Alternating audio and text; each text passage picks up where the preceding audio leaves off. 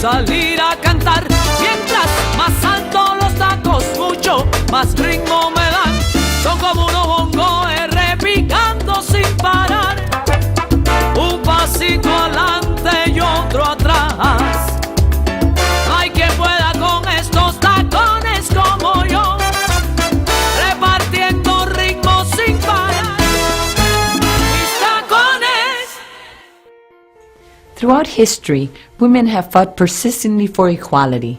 We have fought to come out of the shadows, climb the ladders of success, organize for change, and make our voices be heard.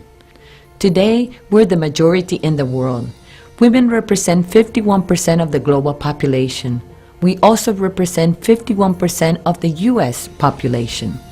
We continue to progress in all sectors of society. However, we're grossly underrepresented in leadership positions. The glass ceiling still exists. Latinas are also leading a significant and powerful trend in America today.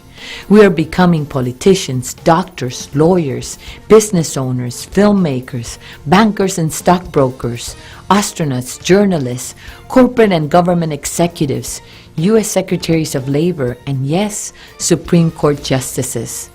We have the power to influence the future of this country and the rest of the world.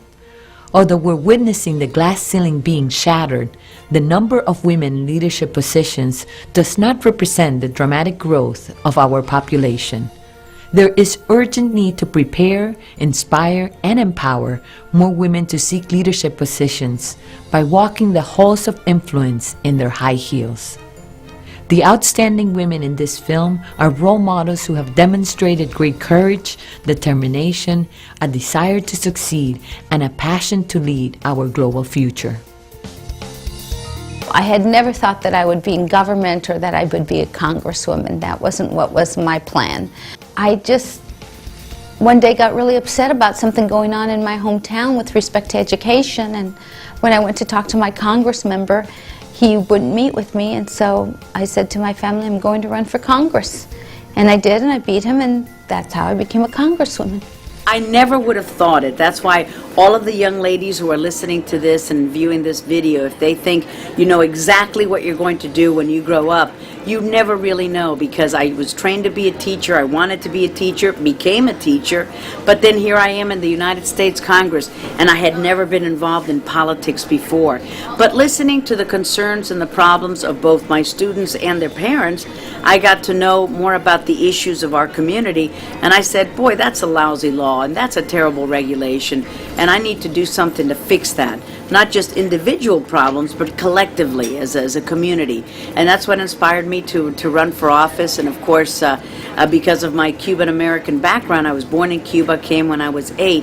The fight for freedom, for liberty, for respect for human rights is my passion here in Congress. So I thought that I would never be here. I never had a desire to be here, but now that I'm here, it's a wonderful opportunity to help so many people. Women make up 51% of the population, and we need to be in positions of power, whether it's in government or in the private sector. We ought to be able to motivate more women to get involved civically and culturally and to take their place rightfully in society. We are no different from any other woman, but we also bring different talents and skills. The President has given me this opportunity to serve as the first Latina in the history of our country as a cabinet member, and I know I won't be the last, and I hope there are more women that will consider public office.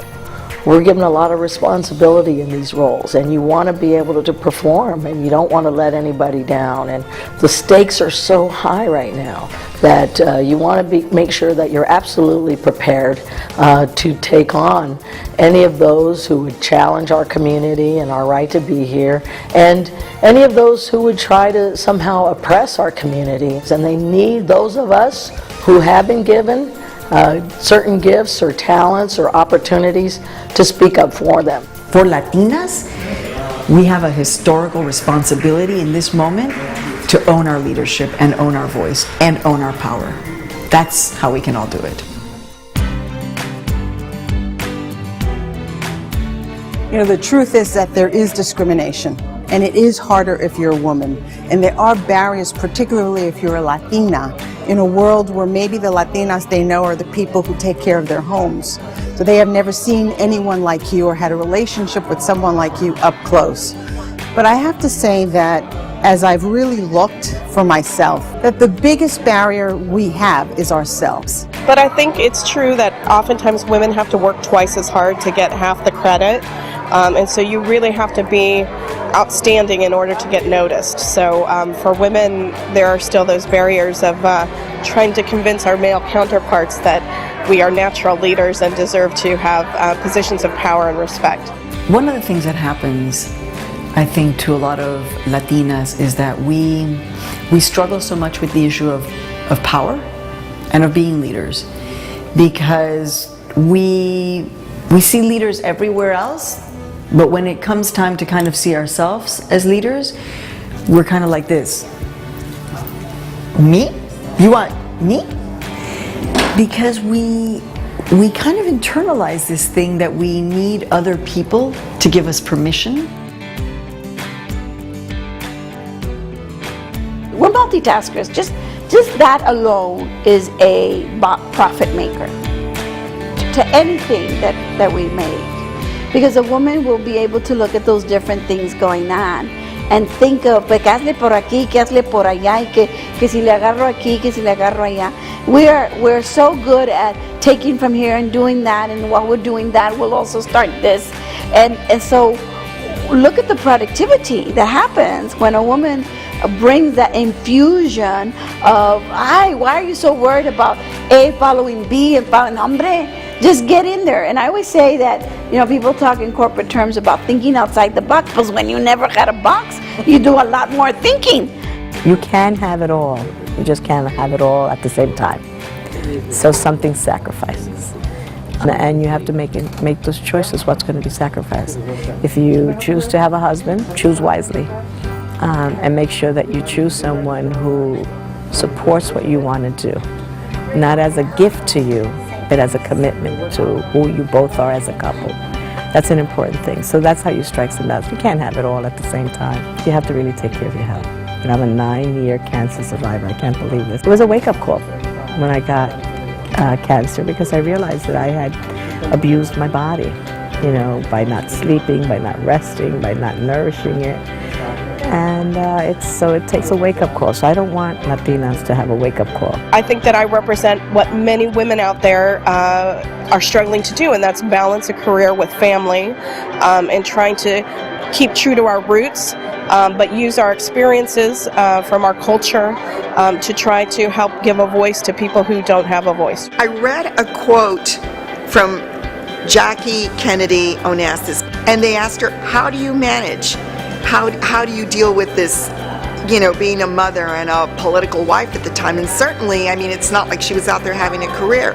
But she said something very poignant that I felt always stuck with me. If at the end of the day you haven't taken care of your children, then really nothing else matters. I guess what I'm trying to say is that balance is going to come if your house is in order.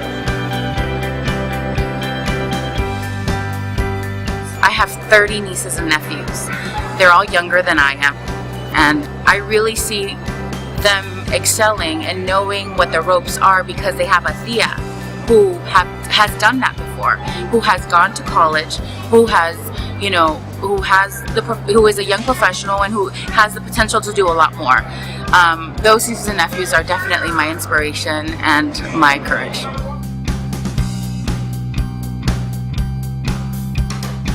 Follow what fills their spirit. There's going to be a million stories out there. There are a million things in the world we can restore and we can make better.